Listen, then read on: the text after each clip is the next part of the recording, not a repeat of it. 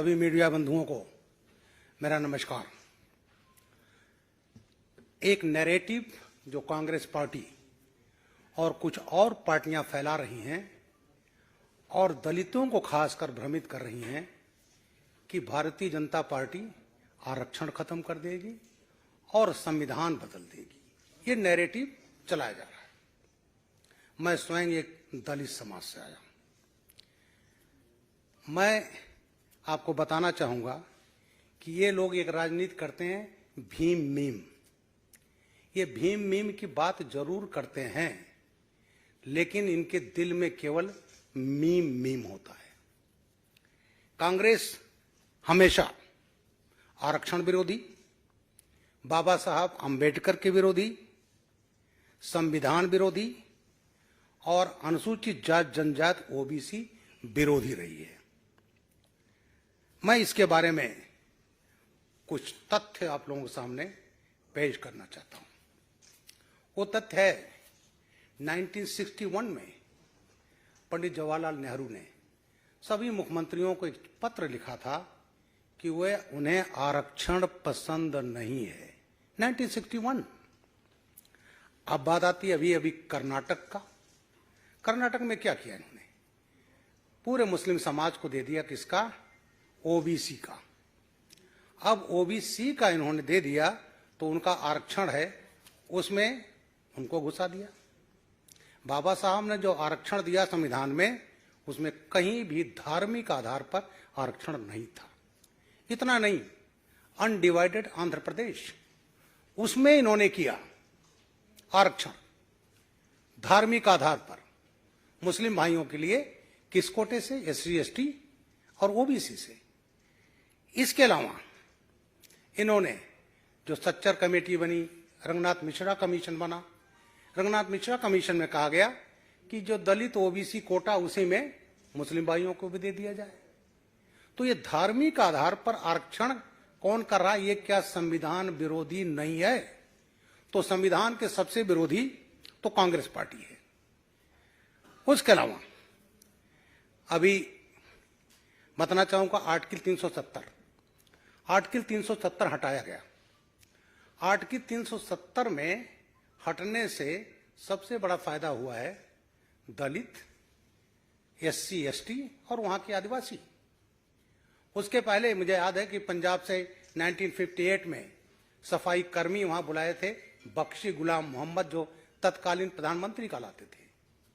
और वो परिवार 160 अमृतसर से वाल्मीकि परिवार गया, आज उनकी चौथी पीढ़ी है, लेकिन उनका लड़का पीएचडी कर ले, उसको नौकरी मिलती थी केवल और केवल सफाई करने की।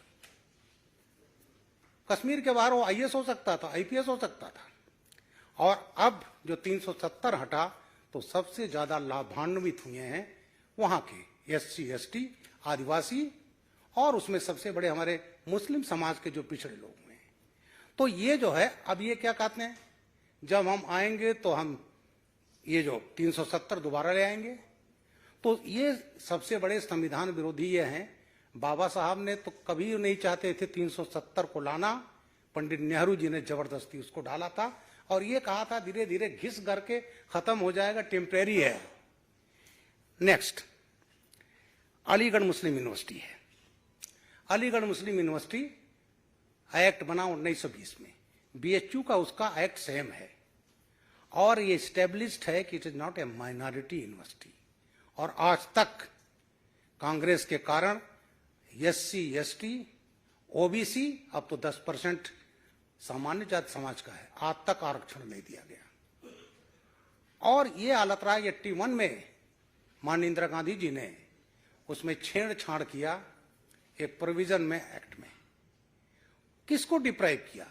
एससी एसटी ओबीसी को। इलाहाबाद हाई कोर्ट ने 2005 और फिर 2006 में डिवीजन बेंच ने उसको खारिज कर दिया। अब वो सुप्रीम कोर्ट गए हैं और कांग्रेस के कारण आज तक अलीगढ़ मुस्लिम यूनिवर्सिटी, जामिया मिलिया जो मिलता था उसको भी खत्म कर दिया। तो आरक्षण विरोधी कौन है? और सबसे विडंबना यह है कि अखिलेश यादव जी और लालू यादव जी, तेजस्वी यादव जी जो ओबीसी की राजनीति करते हैं, इस पर ये कभी नहीं बोलेंगे। बाबा साहब का आप सभी जानते हैं बाबा साहब हमारे संविधान निर्माता हैं। बाबा साहब का सबसे ज्यादा अपमान कांग्रेस ने किया। बाबा साहब को भारत रत्न तक नहीं दिया। जब 1990 में गवर्नमेंट आई तो बीजेपी ने दिलवाया। तो ये बाबा साहब के विरोधी, आरक्षण विरोधी कांग्रेस जो है और एसटी एसटी ओबीसी विरोधी है। अभी इनके एक नेता हैं जिन्होंने कहा था हुआ तो हुआ, और अभी कह रहे हैं कि साहब हम जो विरासत की संपत्ति होगी उसमें 55% सरकार ले लेगी, 45% उसके बच्चों को मिलेगा। उन्होंने कहा था कि बाबा साहब नहीं, संविधान तो नेहरू जी का मुख्य रोल रहा। तो ये कह करके ये पार्टी बाबा साहब का अपमान, जो संविधान निर्माता हैं, उनका अपमान कर रही है। मेरा कहना यह है कि ये जो इनकी नीतियां हैं, जो ये नैरेटिव गढ़ रहे हैं कि संविधान बदला जाएगा, ये जो परिवर्तन किया ये संविधान नहीं है। सबसे ज्यादा संविधान में जो परिवर्तन किए वो कांग्रेस पार्टी ने किया। राजीव गांधी जी का तो मीडिया पर है, उन्होंने कहा था जरूरत होगी हम संविधान बदलेंगे, ये चीज उन्होंने कहा था। और आज जो कांग्रेस के नेता हैं वो बोलते हैं कि साहब जो है बीजेपी संविधान बदल देगी। अरे संविधान तो आप बदले, और सन 75 में इमरजेंसी लगाकर संविधान का क्या हाल किया गया। मैं अपने कांग्रेस के मित्रों से कुछ सवाल करना चाहता हूं। मेरा सवाल है कि वो ओपन आए और वो कह रहे हैं कि हम धार्मिक आरक्षण पर वो देंगे। क्या यह एसटी एसटी ओबीसी के अधिकारों का हनन नहीं है? ये अपने मैं कांग्रेस के मित्रों से जानना चाहता हूं।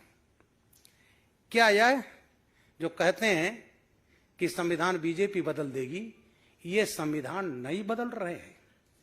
अरे इन्होंने तो एससी आरक्षण को नुकसान पहुंचाया है, और उसका उदाहरण है अनडिवाइडेड आंध्र प्रदेश और कर्नाटक।